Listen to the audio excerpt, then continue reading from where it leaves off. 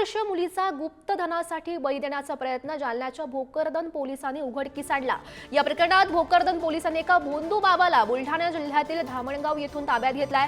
गणेश दामोदर लोखंडे असं ताब्यात घेण्यात आलेल्या या भोंदू बाबाचं नाव आहे। गणेश लोखंडे या भोंदू बाबांना गुप्तधनासाठी एका मुलीचा बळी देण्यासाठी धामणगाव येथे एका जुन्या घरात 20 फुटांचा खड्डा खोदून ठेवलेला होता।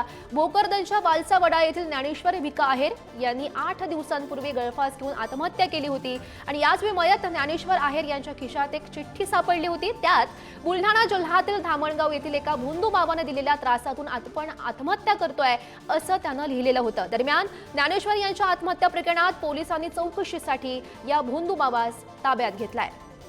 या संदर्भात अधिकची माहिती जाणून घेऊयात। आमचे प्रतिनिधी गौरव साळी सध्या आपल्या सोबत आहेत। गौरव, काय अधिकचे अपडेट्स आहे या संदर्भातला, काय नेमका हा प्रकार? गौरी, आपण जर पाहायला गेलं तर संपूर्ण जी घटना आहे ही बुलढाणा जिल्ह्याच्या धामणगाव या ठिकाणी घडलेली आहे आणि बुलढाणा या ठिकाणी एका भोंदू बाबाने एका गुप्तधनासाठी 5 वर्षीय मुलीचा बळी देणार होता आणि हा संपूर्ण प्रकार जो आहे आता भोकरदन पोलिसांनी उघडकीस आणलेला आहे। आपण जर पाहायला गेलं तर 3 मार्च रोजी भोकरदन या ठिकाणच्या वालसा वडाळा या ठिकाणी एका व्यक्तीने आत्महत्या केली होती आणि त्याच्या खिशामध्ये एक चिठ्ठी सापडली होती, त्यामध्ये की बुलढाणा जिल्ह्यातील धामणगाव या ठिकाणी एक भोंदू बाबा आहे आणि त्याच्या त्रासातून मी ही आत्महत्या करत असल्याचं उघडकीस आलं होतं आणि त्या संदर्भात चौकशीसाठी भोकरदन पोलिसांनी या भोंदू बाबाला ताब्यात घेतलेलं आहे। पण जर पाहायला गेलं तर याचं नाव गणेश लोखंडे असं आहे आणि या गणेश लोखंडेने त्याच्या जुन्या घरामध्ये एक 20 फुटांचा खड्डा केला होता आणि त्या ठिकाणी गुप्तधनासाठी त्यांनी हा खड्डा खोदून ठेवला होता आणि गणेश लोखंडे या भोंदू बाबाने मागील 1.5 वर्षापूर्वी हा खड्डा खोदून ठेवल्याचं जी गोष्ट आहे ती आज समोर आलेली आहे। आपण जर पाहायला गेलं तर भोकरदन पोलिसांनी आता या सदरच्या भोंदू बाबाला ताब्यात घेतलेला आहे आणि पोलिसांचा तपास आहे तो पोलिसांनी सुरू केलेला आहे। हो गौरी, नक्कीच गौरव, आपण बघू शकतो खरं तर या भोंदू बाबाला पोलिसांनी अटक केलेला आहे। काय नेमकी सध्या पोलिसांची प्रतिक्रिया या संपूर्ण प्रकार बघता समोर येते?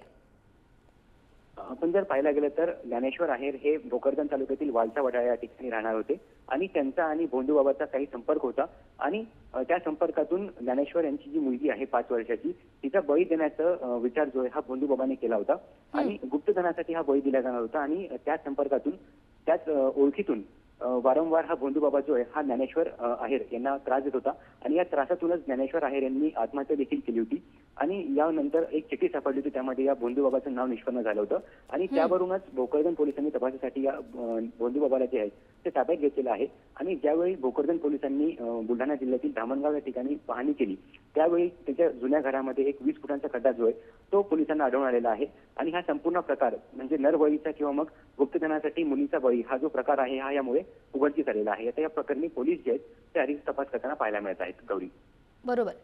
गौरव, या घडामोडींवर असंच लक्ष ठेवून राहा। तुर्तास धन्यवाद दिलेल्या माहितीसाठी।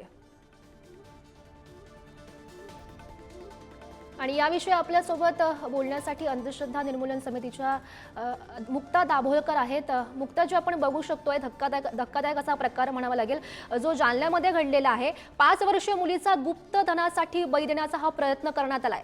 तुम्ही कसं बघता नेमकं याकडे?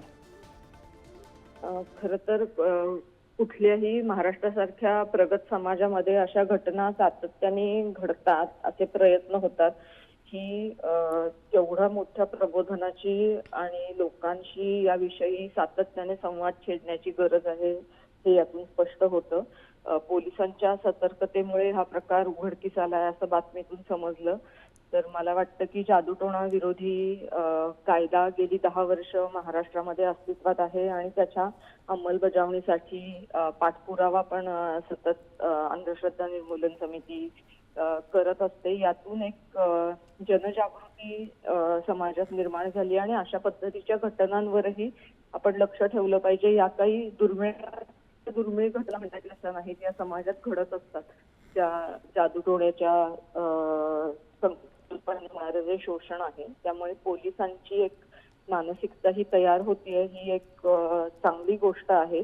या निमित्ताने मला एक सांगावंसं वाटतं की महाराष्ट्र शासनाचेच आदेश आहेत की प्रत्येक पोलीस स्टेशनमध्ये एक अंधश्रद्धा निर्मूलन कक्ष स्थापन करावा। तर त्याप्रमाणे किमान तालुक्याच्या ठिकाणी असा कक्ष स्थापन झाला पाहिजे। म्हणजे अशा जेव्हा घटना घडत असतात आजूबाजूला, कारण पोलिसांना देखील हे थांबवण्यासाठी हे कळणं गरजेचं आहे, त्यामुळे असा कक्ष स्थापन होऊन त्या ठिकाणी त्याचा जर एखादा नंबर अवेलेबल करून दिला तर अशा घटनांची जी लोकांना माहिती मिळते. कारण या घटना इतक्या गुप्तपणे घडत असतात की त्या फक्त आजूबाजूच्या लोकांना सोडून कोणालाही कळू शकत नाहीत घडून गेल्याशिवाय. तर असा नंबर जर या पोलीस कक्षाचा जाहीर केला तर या घटनांना अधिक प्रभावी पायाबंद घालता येईल असं मला वाटतं.